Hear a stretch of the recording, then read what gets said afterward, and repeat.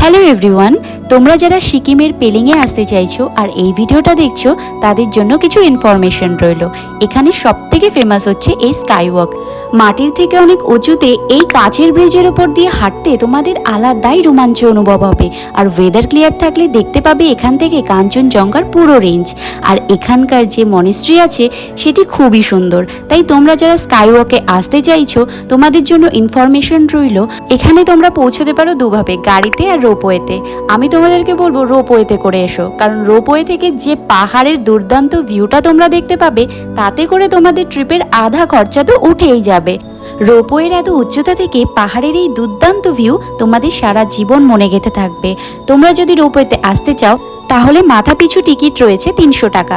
রোপওয়েতে করে এসেই পায়ে হেঁটে কিছুক্ষণ গেলেই তোমরা পৌঁছে যাবে স্কাইওয়াকে। আর এই 300 টাকার টিকিটে তোমরা আসা যাওয়া দুটোই করতে পারবে।